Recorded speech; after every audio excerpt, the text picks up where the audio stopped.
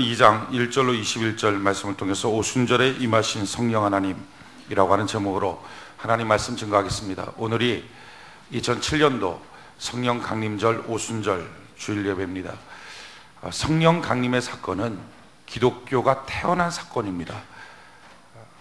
성령으로 말미암아 교회는 세워졌고, 성령으로 말미암아 연약했던 제자들이 사도로 바뀌어서 복음이 증거됨을 통하여 오늘날 지금 이 시간 이 자리에서 우리는 그 복음을 듣고 믿을 수 있는 사람으로 바뀌어진 것입니다. 성령이 임하지 않았다면 복음도 증거되지 않았을 뿐만 아니라 교회도 세워지지 않았을 것입니다.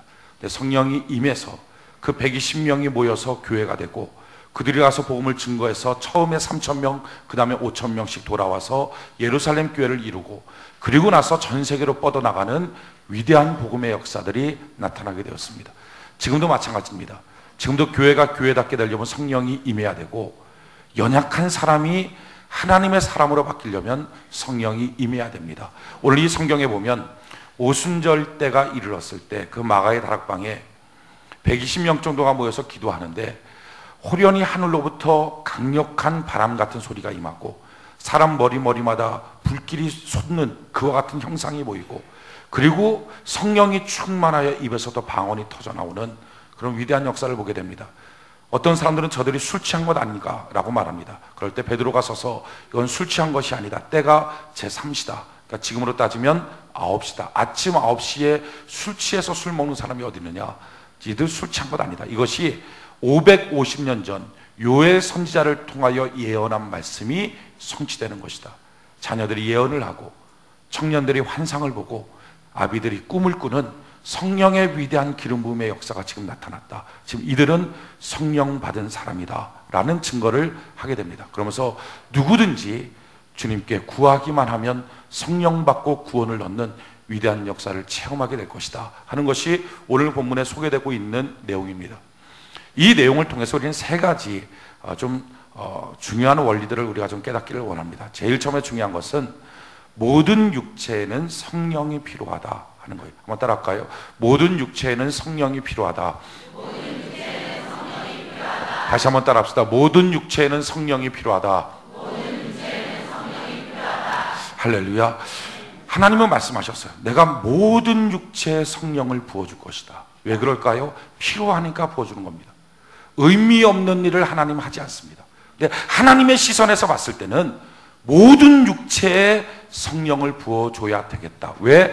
모든 육체에 성령이 필요하다 하는 것입니다. 오늘 읽었던 본문 말씀 사도행전 2장 17절, 사도행전 2장 17절 같이 한 목소리 한번 읽어봅시다. 사도행전 2장 17절 같이 한 목소리 시작. 하나님이 가라사대 말세 내가 내 영으로 모든 육체에게 부어주리니 너희 자녀들은 예언할 것이요 너희 젊은이들은 환상을 보고 너희 늙은이들은 꿈을 꾸리라. 아멘. 뭐라고 말씀합니까? 내가 내 영으로, 나의 신으로, 성령으로 말미암아 모든 육체에 부어주게 될 것이다. 왜? 필요하니까. 문제는 그 필요한 성령 하나님을 받고 살고 계시는가 하는 거예요. 하나님의 시선에서 봤을 때는 모든 육체는 성령이 필요하다 하는 거예요. 왜 그럴까? 왜 모든 육체는 성령이 필요할까? 오늘 여러분들에게 들어올 때 나눠주었던 이 성경 찾은 것을 같이 한번 꺼내시기 바랍니다. 거기 보면 창세기 2장 7절, 제일 처음에 창세기 2장 7절 같이 한번 봅시다. 창세기 2장 7절 같이 한 목소리 시작. 여호와 하나님이 흙으로 사람을 지으시고 생기를 그 코에 불어 넣으시니 사람이 생영이 된지라. 아멘. 사람이라고 하는 것이 어떻게 구성되어 있는지를 지금 설명하고 있는 거죠. 여호와 하나님이 흙으로 사람을 지었다. 이게 뭐죠? 육체입니다. 육체를 지었어요. 근데 육체를 짓고 난 다음에 그 다음에 뭐 하셨습니까? 그 코에 생기, 이 생기라는 단어가 하나님의 신이라고 하는 단어랑 똑같은 단어입니다. 이게 성령이라는 단어예요. 그러니까 육체를 짓고 거기다가 성령을 불어 넣고 나니까 그 다음부터 뭐가 됐습니까? 사람이 생명, 살아있는 영적 존재가 되었다. 다른 말로 하면 사람이 사람 같아졌다 하는 것입니다. 그러면 성령 받기 전에 사람은 어떤 모습이었습니까? 우리 같이 창세기, 그 뒤에 이제 여러분들이 이 내용들이 쭉 있지만 실감 있게 보기 위해서는 창세기를 펴서 보는 게 제일 좋습니다. 성경을 혹시 안 갖고 오신 분들은 이 성경 찾기를 보시고요. 성경 갖고 오신 분들은 창세기 1장을 같이 한번 펴서 봅시다. 창세기 1장은 제일 쉽죠. 그냥 첫 장을 딱 넘기면 창세기 1장이에요. 창세기 1장. 창세기 1장 27절. 창세기 1장 27절. 창세기 1장 27절. 우리 같이 한번 읽어봅시다. 시작. 하나님이 자기 형상 곧 하나님의 형상대로 사람을 창조하시되 남자와 여자를 창조하시고. 아멘. 자 보십시오. 하나님이 어떻게 하셨어요? 남자와 여자를 창조하셨어요. 자, 이 창조한 남자, 흙으로 사람을 지어놓은 그 육체의 사람, 한번 물어봅시다. 말을 할까요? 못할까요? 말을 할까요? 못할까요? 이런 건 한번 손 한번 들어보는 거예요. 궁금하니까. 자, 말한다. 지금 흙으로 사람을 지었어요. 그 사람이 지금 말을 하는 사람일까? 못하는 사람일까? 그래. 자, 손을 높이. 자, 높이. 자, 손을 내리고, 지금 좀 전에 뭐였죠? 말한다. 말 못한다. 둘 중에 하나는 반드시 들어야 돼요. 자, 다시. 둘 중에 하나는 여러분들이 반드시 들어요. 말한다. 이 사람 말한다. 지금 육체를 만드는 거, 흙으로 지어놓은 거예요. 이 사람 말한다. 자, 손을 내리고, 이 사람 말 못한다. 대부분의 분들이 말 못한대요. 숨기래. 자, 그럼 물어봅시다. 지금 세상에 다니는 사람들, 성령 받지 않은 사람들이 말을 합니까? 못합니까? 근데 왜 좀 전에 못한다고 그랬어요? 다시 한번 물어볼까요? 지금 이 육체를 지은 사람, 이 흙으로 육체를 지은 사람이 밥을 먹을까요? 못 먹을까요? 이젠 좀 깨달았죠? 밥 먹죠. 직장을 다닐까요? 못 다닐까요? 다니겠죠. 결혼을 할까요? 못 할까요? 하겠죠. 자, 보십시오. 하나님께서 육체로 사람을 지었습니다. 근데 그 사람은요, 우리랑 다른 사람이 아니에요. 진흙 인형이 아닙니다. 진짜 그냥 사람이에요. 진짜 사람. 말도 하고 밥도 먹고 잠도 자고 깨나기도 하고 연애도 하고 직장도 다니고 그런 사람이에요. 그런데 그 사람에게 하나님이 하나님의 형상으로 그를 짓고 난 다음에 그 다음에 어떻게 하십니까? 1장 28절 같이 한번 읽어봅시다. 1장 28절 같이 한 목소리. 창세기 1장 28절 한 목소리 시작. 하나님이 그들에게 복을 주시며 그들에게 이르시되 생육하고 번성하여 땅에 충만하라. 땅을 정복하라. 바다의 고기와 공중의 새와 땅에 움직이는 모든 생물을 다스리라 하시니라. 아멘. 어떻게 하셨어요? 하나님이 어마어마한 복을 내려주셨어요. 그리고 뿐만 아니라 그 복을 주시고 나서는 그 복이 중간에 없어질까봐 끊임없이 복을 다시 받을 수 있는 날을 정해놨어요. 그 날이 안식일이에요. 창세기 2장 3절 2장 2절 3절 한번 읽어볼까요? 2절 3절 같이 한 목소리 시작. 하나님의 지으시던 일이 일곱째 날이 이를 때 마치니 그 지으시던 일이 다음으로 일곱째 날에 안식하시니라. 하나님이 일곱째 날을 복주사 거룩하게 하셨으니 이는 하나님이 그 창조하시며 만드시던 모든 일을 마치시고 이 날에 안식하셨습니다. 아멘. 참 멋진 말을 하시죠. 하나님이 일곱째 날을 복주사 거룩하게 하셨다. 다른 날들은요, 복이 있다, 복을 주셨다 하는 날이 없어요. 첫날부터 6일째까지 복이 없습니다. 그런데 마지막 일곱째 날에 복을 주셨어요. 이 날이 지금으로 따지면 주일날입니다. 그러니까 하나님은 사람을 지어놓고 그 사람에게 어마어마한 복을 줬어요. 다스리며 정복하라. 너가 최고가 된다. 너가 만물의 영장이야 하고 복을 줬어요. 그리고 이 복이 소멸할까봐 매 주일마다 하나님과 교제함을 통하여 또다시 복을 받을 수 있도록 만들어놨어요. 얼마나 완벽합니까? 자, 첫날부터 6일째 되는 날까지 하나님은 하늘의 빛을 만드시고 해와 달과 별들을 만드시고 초목들이 우거지게 만들고 짐승들을 다 만들고 바다의 고기들을 만들고 그리고 사람을 만드시고 하나님의 형상들을 빚고 거기다 복을 주고 그 복이 지속될 수 있도록 주일날마다 복 받도록 하나님과 교제할 수 있도록 만들어놨어요. 지금 완전한 시스템입니다. 최고의 복이에요. 하나님 봤을 때 너무 멋지다는 거죠. 그런데 나타나는 현상은 어떻습니까? 창세기 2장 5절 6절 창세기 2장 5절 6절 같이 한번 읽어봅시다. 창세기 2장 5절 6절 같이 한 목소리 시작.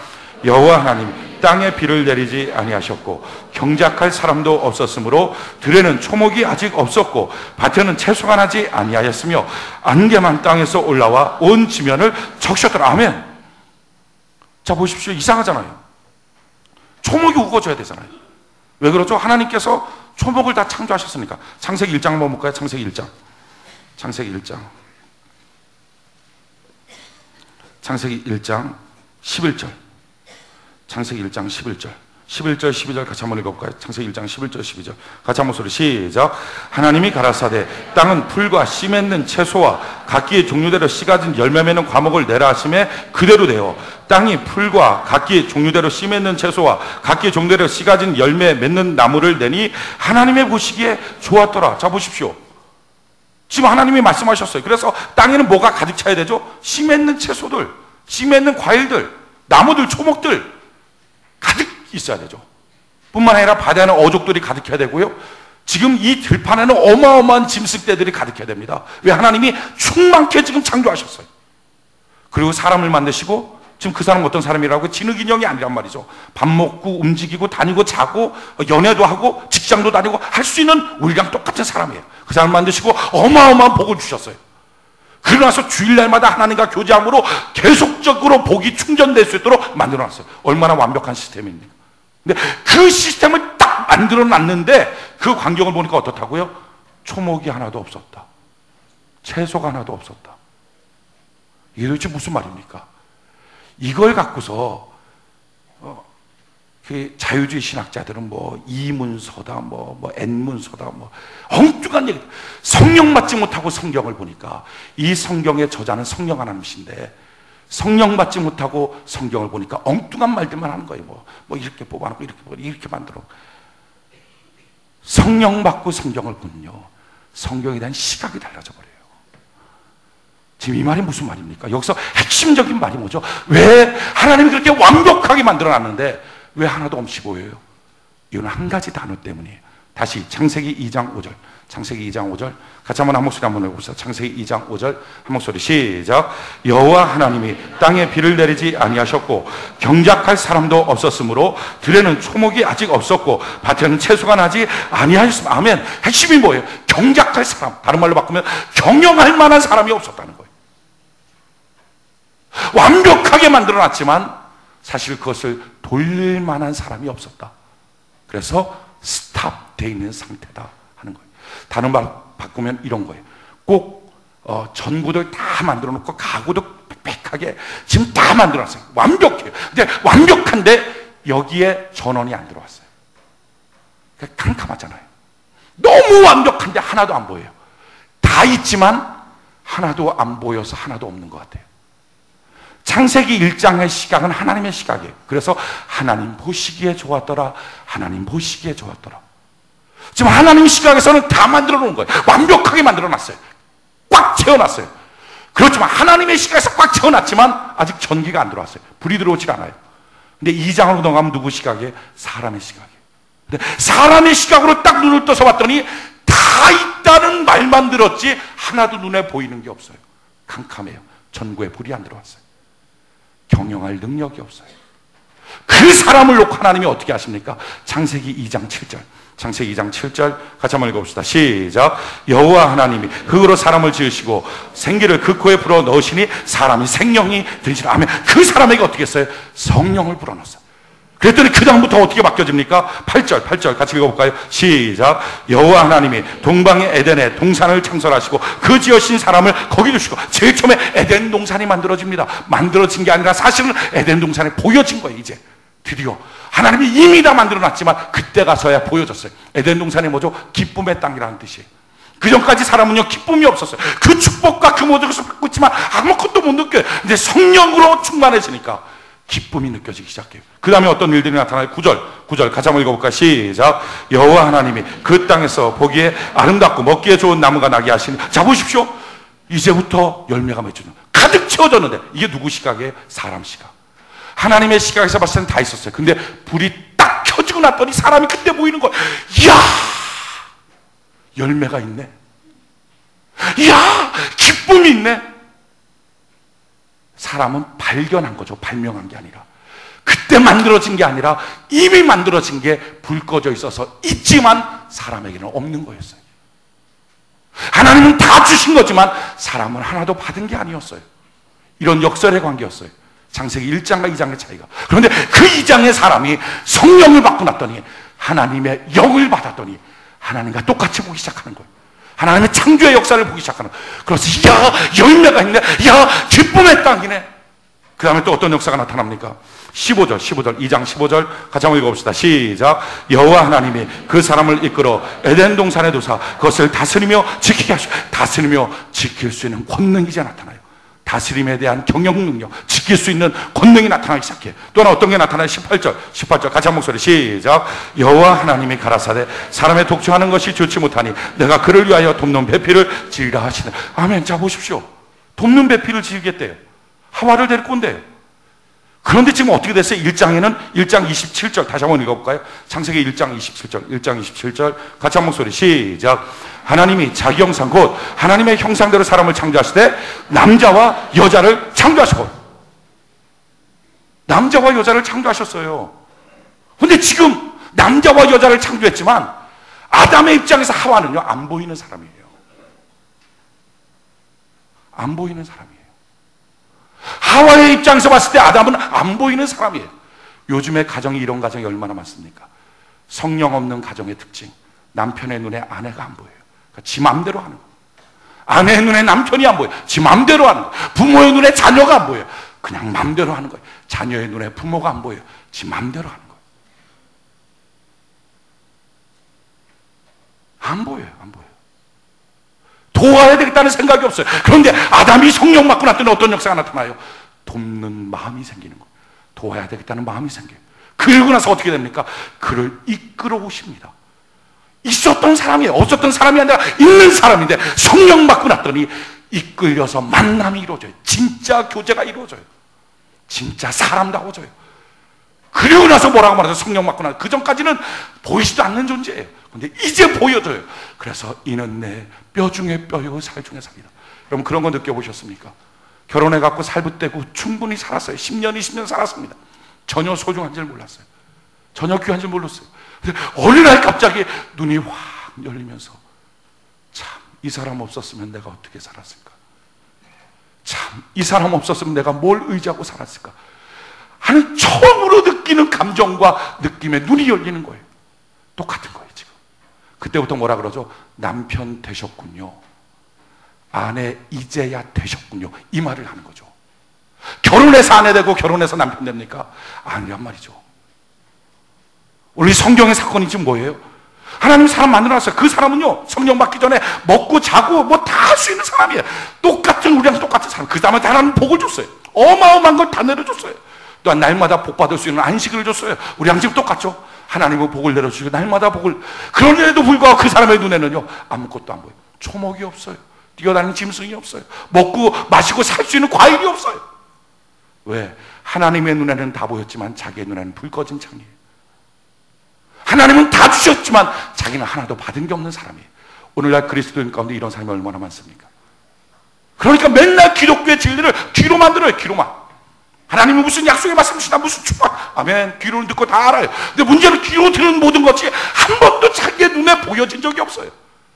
그러니까 그 신앙생활 얼마 하다가 위기만 닥치면 그만둬버리는 이유가 뭡니까? 맨날 듣기만 했죠. 들으니까 그냥 마음 어떤 때 격려받고 덕담 듣고 좋은 거예요. 근데 문제는 한 번도 본 적이 없으니까 생명 걸 이유가 없는 거예요. 이유는 뭡니까? 없어서 못 보는 게 아니라 불 꺼진 거예요. 가정도 불 꺼지고 직장도 불 꺼지고 교회도 불 꺼지고 자기의 인생도 불 꺼져 버린 거예요. 지금 여러분들이 혹시 이렇게 불 꺼진 사람 아니냐는 거예요. 방법이 뭐예요? 성령 받고 났더니 불이 켜지더라는 것입니다. 그래서 하나님 말한 거예요. 모든 육체는 성령이 있어야 되겠다. 모든 육체는. 여러분, 예수 믿는 것과 성령 충만한 것은 차원이 다릅니다. 같은 차원이 아니에요. 제자들이 예수님 3년 반 쫓아다니며 이미 예수님 믿었습니다. 그래서 베드로가 고백하잖아요. 주는 그리스도시요 살아계신 하나님의 아들입니다 라고 고백해요. 충분히 믿은 거죠. 고백한 거죠. 마음으로 믿고 입술로 시인하면 믿고 구원받은 거예요. 근데도 불구하고 무엇입니까? 그들은 여전히 연약한 제자에 아무것도 쓸모없어요. 근데 이들이 성령 받고 난다면 사도로 바뀌었어요. 예수 믿는 것, 성령 받는 것은 달라요. 믿는 것을요 사람들은 귀로만 듣잖아요. 다윗은 시편에 뭐라고 했습니까? 내가 주의 은혜를 봅니다. 여러분, 욥이라고 하는 사람이 성경에 등장합니다. 아마 여러분들이 다 아는 사람일 거예요. 그 욥은 어마어마한 동방의 거부에 어마어마한 돈이 있어요. 자식도 너무 좋아요. 뭐 하나님 잘 경외한다고 하루에 몇 번씩 예배드리고 참 대단한 사람이에요. 근데 그렇게 대단한 사람, 그렇게 부자라고 말하는 그 사람이 마귀가 3번 치니까 그 재산 다 날아가요. 이게 부자입니까? 이게 재산입니까? 아니 그 건강하다는 몸이 마귀가 한 번 와서 툭 치니까 온몸이 병들어 버려요. 그렇게 사랑한다는 뭐 남편은 뭐 당신 없으면 못 살아요, 이런 아내가 마귀가 와서 한 번 툭 치고 가니까 확 그냥 갈라져 버린 거예요. 도망가 버렸어요. 아니 이게 무슨 행복이에요? 이게 무슨 지키는 거고요? 이게 무슨 힘이 있어요? 아무것도 없었어요. 욥은 대단한 신앙인이라고 스스로 여겼어요. 그런데 보니까 마귀가 가서 치고 가면 하나도 남기지 않은 거예요. 도적질 당하고 죽이고 멸망시키는데 속수무책이에요. 그래서 훈련을 걷죠. 연단을 겪죠. 내가 정령같이 나올 거라고 하면서 연단을 겪습니다. 연단 겪고 맨 마지막 욥기서 42장에 그가 고백한 게 뭡니까? 맞습니다. 이제 알았습니다. 내가 그동안 주님을 귀로만 들었었더니. 자기 신앙은 뭐라 그래? 자기는 귀로만 들었어요. 여러분 방이 깜깜해. 아무것도 없어요. 방이 깜깜해서 하나도 안 보여요. 하나도 안 보여도 뭐죠? 귀는 들려요. 하나님이 예비하신 것이 하나도 안 보여도 성도들 귀는 열려서 귀는 듣는다고요. 말씀이 이렇다, 뭐 복이 이렇다, 아멘 아멘, 참 좋은 말이네요. 근데 문제는 하나도 안 보여요. 그래서 듣기만 하지 하나도 받지를 못한 거예요. 하나도 내 것이 아닌 거예요. 지식은 커가지만 하나도 본 적이 없어요. 그런데 욥이 말해요. 내가 그동안 듣기만 하였었더니 이제는 내가 주님을 봅니다. 한번 찾아보세요. 이건 굉장히 중요한 구절이니까 찾아봐요. 욥기서 시편 바로 앞에 욥기가 있어요. 욥기서 42장 5절.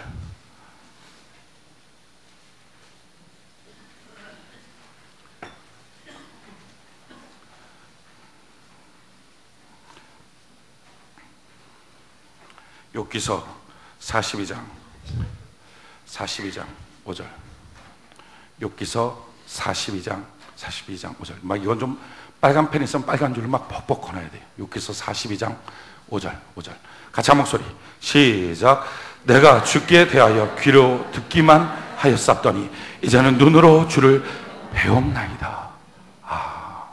욥기서 전체의 내용은 한마디로 말하면 성령 받기 위한 연단의 과정이었구나 하는 거예요. 성령 받기 전에는 부자가 아니에요. 마귀가 3번 치고 가면 소용없어요. 행복한 가정이라고요? 마귀가 흔들고 났더니 소용없는 거예요. 씩씩한 자식이라고요? 마귀가 3번 치고 났더니 다 죽어버렸어요. 10명이. 건강한 몸이라고요? 마귀가 치고 났더니 온몸 병들어 버렸어요. 신실한 예배자였다고요? 마귀가 가서 치고 갔더니 이틀은 버티다가 3일째부터 원망하기 시작합니다. 그게 욥기서의 핵심이에요. 욥은 신앙이 뭐라고요? 귀로만 듣던 신앙. 다른 말로 하면 불 꺼진 신앙. 하나님이 예비하신 모든 것이 있지만 불 꺼져 있는 거예요. 듣기만 하는 거예요. 성령이 없는 거예요. 그러다 마지막 그 연단을 통해서 하나님을 보기 시작해요. 성령 받고 불이 켜져요.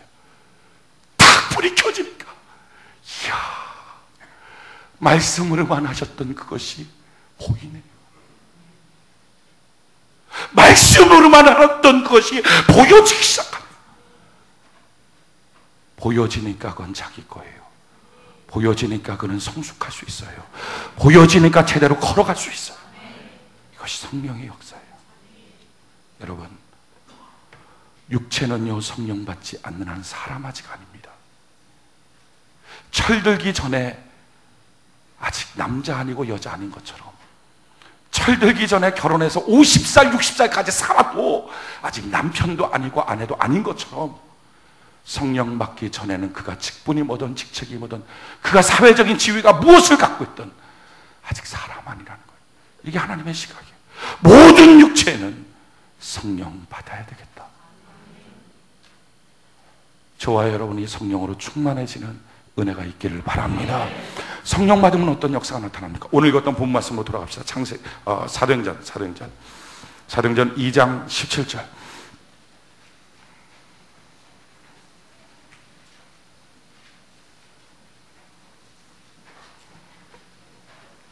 사도행전 2장 17절. 사도행전 2장 17절. 같이 한번 한 목소리 한번 읽읍시다. 사도행전 2장 17절 한 목소리 시작. 하나님이 가라사대 말세 내가 내 영으로 모든 육체에게 부어주리니 너희의 자녀들은 예언할 것이요 너희의 젊은이들은 환상을 보고 너희의 늙은이들은 꿈을 꾸리라. 아멘. 성령이 임하시면 이런 역사가 나타나요. 자녀들이 예언하기 시작합니다. 젊은이들, 청년들이 환상을 보기 시작해요. 늙은이들이 꿈을 꾸기 시작해요. 저는 이것이 우리 교회 안에 이루어지길 원합니다. 우리 교회 청소년들서부터 그 아래까지 다 예언의 말들이 됐으면 좋겠어요. 말이 똑바로지고 생각이 똑바로지고 행동이 똑바로지고 자기가 뭘 해야 되는 사람인지 분명히 알게 되는 그런 은혜가 임하기를 원합니다. 속이 바뀌어지는 거예요. 속이. 청년들이 환상을 보는 거예요. 하늘을 보는 거예요. 그래서 하늘에 속한 자가 되는 거예요. 수많은 세상의 젊은이들이 온갖 땅의 것들만 보고 있는 이때 우리 세중앙의 청년들이 하늘을 보고서 평생 지울 수 없는 하늘의 추억을 갖고 하늘의 사람으로 살아갈 수 있는 것. 비록 땅에 살지만 생각과 마음은 하늘에 있는 사람, 성령 받은 사람이고요. 장년들의 가슴 속에 꿈이 있는 거예요. 사람들이 꿈으로 들어와 있고 인생에 대한 새로운 꿈들이 나타나고 수많이 무너지고 상처받은 심령들이 그냥 꿈으로 가득 차는 거예요. 이게 누구의 역사예요? 성령의 역사. 성령 하나님 임재하여 주시옵소서. 성령 하나님께서 오시면요 세 가지의 가장 강력한 특징이 나타나는데 제일 처음에 회복이 나타나요. 회복이. 우리 한번 이 나눠줬던 거 같이 한번 읽어봅시다. 나눠줬던 거 이사야 61장 1절에서 3절 밑으로 쭉 내려오면 있어요. 이사야 61장 1절로 3절 같이 한번 읽어봅시다. 시작.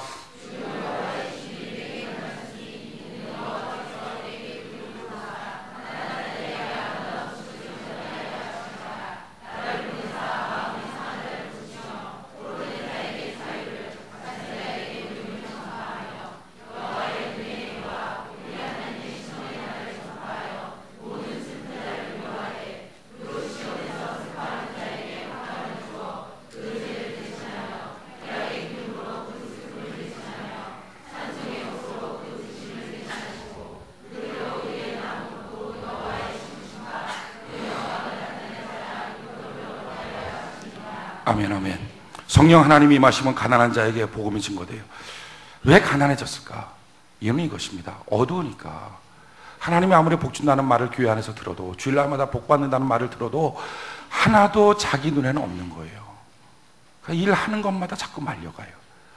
성령 하나님이 임하시고 나면 같은 직장을 다녀도 같은 회사를 다녀도 물질에 대한 부여에 달라져요. 돈을 분명히 버는데도 하나도 남지 않는 사람들이 있어요. 왜? 성령 하나님이 함께하지 않으면 그래요. 근데 성령 하나님이 함께하면 그게 달라요. 마음도 마찬가지예요. 성령 하나님이 함께하는 사람은 기쁨과 슬픔이 변하여 막 행복이 돼요. 근데 성령 하나님이 떠나시고 나면 마음속에는 슬픔과 눈물이 가득 고요. 왜 그런지 모르지만 다 짜증이에요. 다 싫은 거예요. 전에는 아담과 하와가 싫은 사람이에요. 근데 성령을 아담이 받고 난 다음에 하와를 봤더니 이는 내 뼈 중에 뼈요 살 중에 살이에요. 성령 하나님이 임하고 났더니 포로된 자가 해방을 얻고요. 무엇인가 종노릇했던 것들이 해방을 갇힌 자가 노임을 받고 마음이 상한 자가 마음이 고쳐지기 시작해요. 회복의 역사가 나타나요. 제 얘기를 잠깐 할게요. 저는 태어나서부터 교회에서 태어났어요. 아버지는 목사님이었고요. 놀던 데도 맨날 교회예요. 제가 4살 때 방언했거든요. 방사를 하고요. 남이 방언하는 걸 받아 적었어요.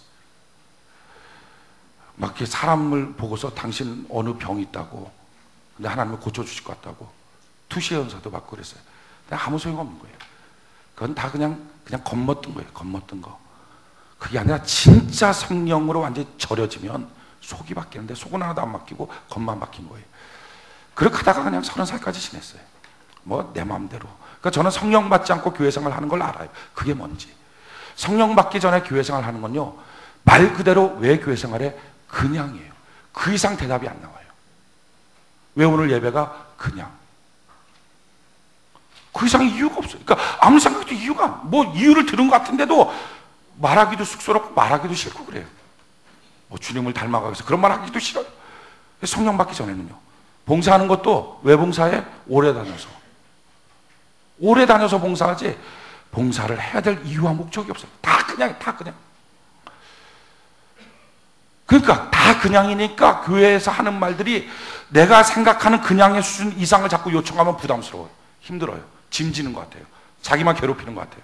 그러니까 교회 생활하면서 상처도 많이 받고 힘들기도 하고 이 사람 저 사람 보면서 얄미운 것도 많고 화도 많이 나고 이랬어요. 근데 제가 30살에 성령 받았어요. 성령 받고 나서 완전히 바뀌었어요. 제가 성령 받을 때 말씀드렸죠. 저는 알코올 중독자였어요. 제 인생 완전히 망가졌어요. 저희 집사람은요, 제가 얼마나 고생을 시켰는지 허리가 2개가 나가버렸어요. 예, 여자가 척추 디스크 걸린 건 대부분 남자가 속썩여서 그런 겁니다. 안고 일었음을 못해요. 고대 앞에 있는 그 우신양 병원에 가서 1달 반 입원했지만 소용이 없었어요. 낫질 않았어요. 근데 제가 카나다에 갔다가 거기서 성령 받았어요. 성령 받고 제 속이 다 바뀌었어요. 내가 짐승같이 살았다는 걸 알았어요. 깨닫고 회개하고 다 바뀌었어요. 주님의 십자가를 봤어요. 그 은혜가 너무 큰데 감당이 안 돼요. 그동안에는 사랑이 없었어요. 원망 불평이에요. 교회 생활 왜 하는지 몰랐어요. 다 싫어요. 성경 공부하라 하면 왜 이 말이 제일 먼저 나와요? 셀모이 말하면 왜 이 말이 제일 먼저 나와요? 내가 목사 아들이니까 아는 지식이 얼마나 많겠어요. 그동안 들은 게 많으니까. 그냥 깜깜해도 듣는 건 다 듣는다니까요. 근데 그게 다 지식이에요. 그걸 갖고 말을 하고 누구 전도사 한 번도 전도사님 나를 이겨본 적이 없어요. 근데 나중에 보니까 나한테 진 게 아니라 성경적 지식으로 진 게 아니라 내어버린 것 같아요. 아무래도 이 인간 안 되겠다. 목사 아들이지만 그냥 네 마음대로 살아. 내어버린 것 같아요.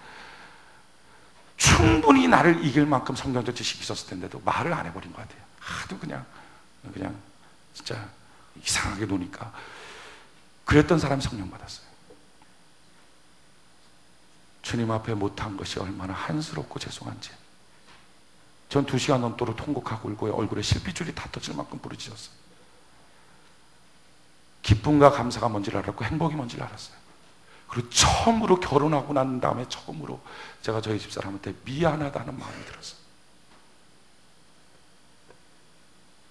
저는 9년 동안 연애하고 결혼하고 그때가 7년째입니다. 처음으로 미안하다는 마음이 들었어요. 그래서 손을 얹고 기도했어요. 하나님, 나 때문에 척추 디스크 다 나갔어요. 용서해 주세요. 하나님 용서해 주세요.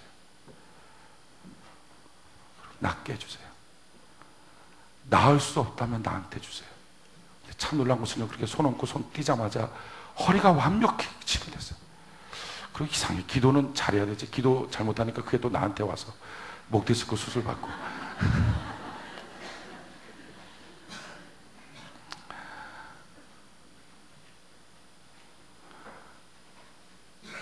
성령이 오시니까 회복이 돼요. 누가 가르쳐서 미안하다는 걸 알겠어요. 누가 가르쳐서 교회 사역하는 게 참 얼마나 복된지를 알겠어요. 나이가 50이 돼도 철 안 들어는 인생과 사는 아내를 보면요, 그 아내가 기도하는데 눈물만 흘리고 말을 못하고 울기만 해요. 나중에 한마디 해요. 저희 남편이 철이 안 들어서. 그 이해가 돼요. 내가 그렇게 살았거든요. 내가 그렇게 사니까 참. 근데 그렇게 철 안 든 사람 치고 뭐라 그럴까요? 고집 안 센 인간이 또 없어요.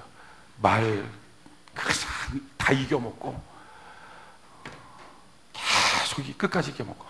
참 제가 그렇게 아주 그냥 철이 안 들으면 차라리 그냥 고집이라도 없어야지 이게 뭘 인간이 그냥 되는데 그런 인간이 없어요. 다 그냥 나쁜 건 나쁜 걸로 다 모아버렸어요.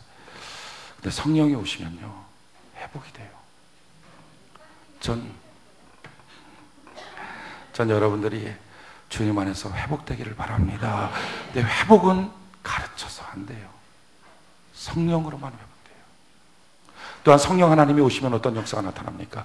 성숙함이 나타나요. 우리 그 다음 번 한번 읽어볼까요? 갈라디아서 5장 22절로 23절. 갈라디아서 5장 22절로 23절. 같이 한 목소리 한번 읽어봅시다. 시작. 오직 성령의 열매는 사랑과 희락과 화평과 오래 참음과 자비와 양성과 충성과 온유와 절제니 이 같은 것을 금지할 법이 없느니라. 아멘. 성령이 오시고 난 다음에 성숙하기 시작해요. 사람의 인격이 달라져요. 모습이 달라져요. 배려가 뭔지를 알아요. 옹졸하지가 않아요. 자꾸 바뀌어져요. 또한 성령이 오시고 난 다음에 어떤 역사가 나타납니까? 사도행전 10장 38절 같이 한번 읽어볼까요? 사도행전 10장 38절 같이 한 목소리 시작. 하나님이 나사렛 예수에게 성령과 능력을 기름 붓듯 하셨음에 저가 두루 다니시며 착한 일을 행하시고 마귀에 눌린 모든 자를 고치셨으니 이는 하나님이 함께 하셨습니다. 아멘. 두루 다니면서 착한 일 하고요, 마귀에 눌린 모든 것들을 고쳐주시는 권능이 나타나요. 성령이 오시면 인생의 불이 다 켜지고 난 다음에요, 그 다음부터 불이 켜져야 회복이 되죠. 불 꺼졌는데 무엇을 회복합니까? 잠깐 회복한다 그러다 또 쓰러지고, 잠깐 회복한다 그러다 또 쓰러지고. 신앙이 자꾸 시험 드는 이유가 뭡니까? 불 꺼져 있어서 그래요. 성숙이 없어요. 1년이 지나도 맨날 그 소리, 2년이 지나도 맨날 그 소리, 안 바뀌어요. 근데 성령이 오시면 회복이 나타나고 성숙이 되고 권능이 나타나서 마귀의 일들을 다 멸하고 하나님 안에서 가정과 삶과 인생과 교회를 지키고 보호하고 경영하는, 다스리는 능력들이 나타나요. 저는 우리 교회 있는 모든 성도들에게 충만한 성령이 임재하기를 원합니다. 그래서 하나님 말씀하는 거예요. 모든 육체는 성령 받아야 되겠다. 성령 없으면 안 되겠다. 그렇다면 오늘 가장 중요한 내용이에요. 어떻게 하면 성령 받을까? 어떻게 하면 우리가 성령 받을까? 자, 먼저 성령 하나님 받기에 가장 적절하게 준비되어 있는 사람이 누군가 하는 거예요. 오늘 사도행전 2장 20절, 사도행전 2장 20절, 사도행전 2장 20절 같이 한번 읽어봅시다. 사도행전 2장 20절 같이 한 목소리 시작. 주의 크고 영화로운 날이 이르기 전에 해가 변하여 어두워지고 달이 변하여 피가 되리라. 아멘. 지금 뭐라고 말하죠? 주의 크고 영화로운 날이 이르기 전에, 성령 하나님이 내게 임재하기 전에, 내 눈이 탁 뜨여지기 전에 뭐라고요? 해가 변하고 어두워지고 달이 피같이 변할 것이다. 그나마 남아있던 가능성, 그나마 남아있던 소망, 그나마 남아있던 어떤 것, 그게 없어지기 시작한다는 거예요. 여러분, 성령 받기 직전의 사람의 특징은요, 그나마 남아있던 가능성조차 없어지기 시작합니다. 그럴 때 낙심하지 마십시오. 지금 그때가 성령 하나님이 가장 가까이 오셨을 때예요. 가까이 오셨을 때. 왜 그렇게 말합니까? 오늘 읽었던, 오늘 나눠줬던 걸 같이 한번 찾아봅시다. 이사야 60장 19절로 22절. 이사야 60장 19절로 22절 같이 한번 읽어봅시다. 시작. 다시는 낮의 해가 내 빛이 되지 아니하며 달도 내게 빛을 비추지 않을 것이요 오직 여호와가 내게 영영한 빛이 되며 내 하나님이 내 영광이 되리니 다시는 내 해가 지지 아니하며 내 달이 물러가지 아니할 것은 여호와가 내 영영한 빛이 되고 내 슬픔의 날이 마칠 것임이니라. 내 백성이 다 의롭게 되어 영영이 땅을 차지하리니 그들은 나의 심은 가지요 나의 손으로 만든 것으로서 나의 영광을 나타낼 것인즉 그 작은 자가 천을 이루겠고 그 약한 자가 강국을 이룰 것이라. 때가 되면 나 여호와가 속히 이루리라. 아멘. 뭐라고 말합니까? 낮에 해가 내 빛이 되지 않고 달도 내게 빛을 비추지 않을 것이다. 왜? 여호와 하나님이 너의 영영한 빛이 되어 주실 것이다. 아멘. 그래서 없어지는구나. 그래서. 근데 사람들은 그게 없어질 때 낙심하고 절망하고 힘들어합니다. 힘들어하지 마십시오. 그거 없어질 때 우리가 해야 될 게 뭡니까? 누구든지 주의 이름을 부르면 구원을 얻게 될 것입니다. 바로 없어지는 그 시간에 하나님을 부르는 거예요. 어떻게 불러야 되나요? 기도로 하나님을 부르십시오. 그 다음에 나와 있는 거 한번 읽어볼까요? 누가복음 11장 13절. 누가복음 11장 13절 같이 한 목소리 시작. 너희가 악할지라도 좋은 것을 자식에게 줄 줄 알거든 하물며 너희 천부께서 구하는 자에게 성령을 주시지 않겠느냐 하시니라. 아멘. 뭐라고 말하죠? 구하는 자에게 성령 주시는구나. 하나님이 성령 주시는 사람이 누구냐? 성령 달라고 구해야 주시는구나. 두 번째, 언제 성령 주십니까? 사도행전 10장 44절 같이 한번 읽어봅시다. 시작. 베드로가 이 말 할 때 성령이 말씀 듣는 모든 사람에게 내려오시다. 내가 말씀을 사모하여 말씀을 듣고 있을 때 그때 성령 받을 수 있구나. 세 번째, 어떻게 하면 성령 받습니까? 사도행전 19장 6절 같이 한번 읽어봅시다. 시작. 바울이 그들에게 안수하며 성령이 그들에게 임함으로 방언도 하고 예언들이 안수받을 때, 사모함으로 안수받을 때 성령이 오시는구나. 자, 보십시오. 우리의 삶 속에 어둠이 몰려와요. 캄캄함이 몰려와요. 그나마 있었던 소망, 그나마 있었던 어떤 기대조차도 흔들리기 시작합니다. 근데 그때가 하나님의 빛을 볼 때, 그때 낙심하지 말고요. 그때 좌절하지 말고, 캄캄하여 아무것도 안 보이지만 그때 하나님께 기도하십시오. 성령 하나님, 내가 있어야 되겠습니다. 지금까지 살아온 인생 성령 없이 살아왔는데 더 이상 한시라도 이렇게 살 수 없습니다. 성령님 내게 임재하여 주시옵소서. 기도하고요, 말씀 듣고요, 안수 받고 소망 갖고 그렇게 하나님께 나가는 거예요. 자, 보십시오. 우리가 기도하여 성령 받는다는 게 얼마나 큰 축복인지 몰라요. 구약 시대에는 성령 받는 사람을 하나님이 예정해 놨습니다. 그래서 받고 싶어서 받는 게 아니라 하나님이 정해놨어요. 사울 성령, 다윗 성령, 모세 성령, 이렇게 받을 사람 정해놨어요. 그리고서 그 성령을 주셨다가 사람이 사람 같지 않으면 그 성령을 싹 뺏어가요. 제대로 순종하지 않으면 뺏어가요. 뺏어가는 순간에 악신이 들어, 귀신 들려버려요. 이게 구약이에요. 근데 신약 때 하나님이 바꿔버렸어요. 신약 예수님이 오시기 550년 전에 요엘 선지자를 통해서 예언을 했어요. 하나님이 내가 만민에게 성령을 부어줄 것이다. 나의 신을 부어줄 것이다. 여러분, 그 다음부터 어떻게 바뀌었습니까? 구약은요, 기도해서 성령 받은 사람이 한 명도 없어요. 원해서 성령 받은 사람이 하나도 없어요. 하나님이 그냥 예정해서 그냥 딱딱 성령을 부어준 거예요. 그러니까 예를 들어서 우리 같으면 성령 받을 가능성이 이 중에 뭐 한두 명이나 있을까요? 거의 없어요. 예정해서 성령을 주셨으니까. 근데 신약으로 넘어왔더니 어떻게 바뀌죠? 이제는 누구든지 구하기만 하면 성령 받을 수 있는 사람으로 바뀌어진 거예요. 베드로가 어떻게 성령 받았어요? 기도해서. 마리아가 어떻게 성령 받았어요? 기도해서. 요한이 어떻게 성령 받았어요? 기도해서. 심지어는 사도 바울도 다메섹 도상에서 주님 만나서 성령 받은 게 아니라 그렇게 하고 기도하고 났더니 성령 받은 거예요. 여러분, 이게 축복이에요.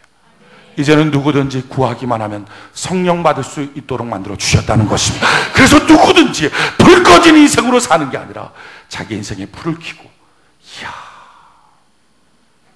하나님은 살아계신다, 하나님은 내 인생에 이처럼 일하시는구나 하는 걸 눈으로 보면서 다윗처럼 내가 주님의 은혜를 보고 있습니다 하는 시편의 고백처럼 그 고백을 할 수 있다는 거예요. 그리고 또 한 가지 축복은 이겁니다. 이제 우리가 여호와의 절기인 오순절을 시작한다는 거예요. 오순절을 시작한다는 게 얼마나 저한테는 흥분되고 기쁜지 몰라요. 왜냐하면 이거예요. 여호와의 절기는 1년에 3번이에요. 유월절 있고 오순절이 있고 수장절이 있습니다. 수장절 또는 초막절인데, 이 유월절의 특징은 여호와의 일의 시작입니다. 수장절은 여호와의 일의 마무리입니다. 그러니까 하나님이 거두게 하신 것을 싹 걷어서 창고에 덜이는 게 그게 수장절이에요. 근데 이 오순절이라고 하는 건 뭐냐면은 하나님이 주신 축복 중에서 딱딱딱 낫지를 해서 첫 열매를 드리는 게 오순절입니다. 근데 이렇게 첫 열매를 드리면 하나님이, 야, 너가 내가 준 걸 아는구나, 감사하는구나 하고 나서 넘치는 복을 주시는 것이 오순절입니다. 그러니까 오순절이라고 하는 말은 다른 말로 하면 크게 하는 거예요. 작은 걸 드리면 커지는 것. 이게 오순절의 핵심이에요. 성령 받으려면 기도를 어느 정도 해야지 성령 받느냐면은 하늘에 닿아야 됩니다. 말씀을 어느 정도 사모해야지 듣냐면은 하늘에 닿아야 돼요. 어느 정도 안수 받아야 되냐면은 하늘에 닿는 믿음을 가져야 성령이 오십니다. 그런데 이 중에 아마 몇몇 분들은 개인 영성 관리 잘해서 기도해서 하늘에 닿는 사람이 있을지 몰라요. 말씀 들을 때도 그 사모함으로 말씀 들어서 하늘에 닿는 사람이 있을지 몰라요. 안수 받을 때도 그 믿음이 하늘에 닿는 사람이 있을지 몰라요. 근데 대부분은 아닐 겁니다. 기도하다가도 산만하고, 말씀 듣다가도 딴 생각하고, 심지어는 말씀 듣다가도 시험 들고 분노하고 억울해하고, 안수 받을 때도 산만하고 믿음도 없고, 이게 대부분이에요.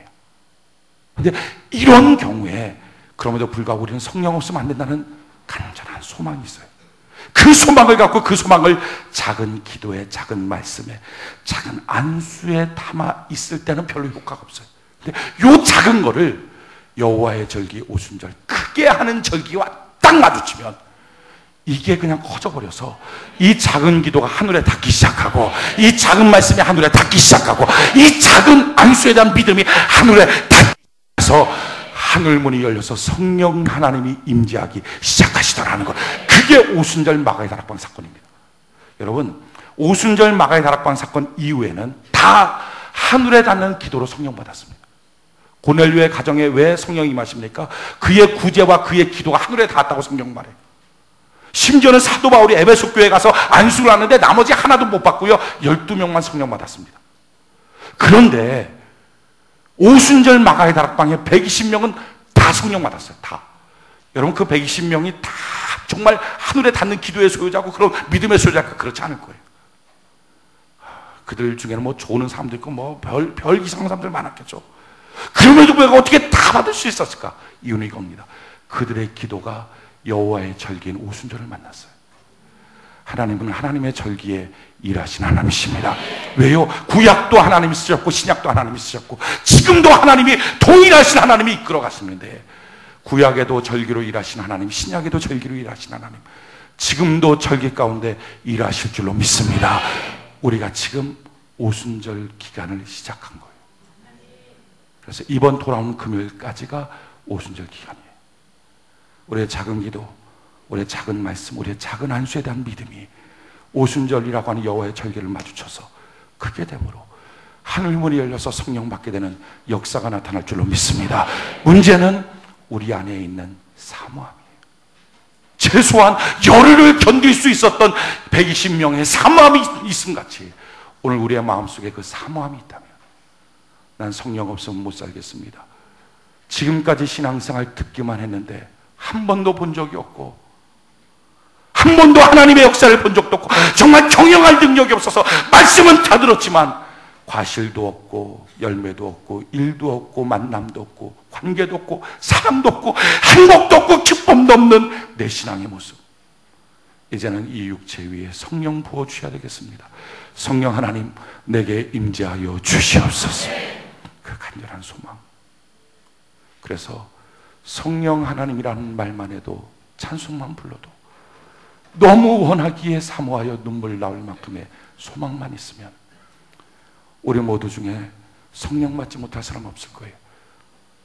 이번이 절기에 얼마나 귀한 하나님의 축복의 기간인데, 이때 저는 여러분들이 그 작은 기도, 믿음, 말씀 갖고, 그러나 사모함으로 주님께 나가서 다 성령 받는 은혜가 있기를 바랍니다. 내일부터 우리 새벽 예배 드립니다. 전성도 다 나오십시오.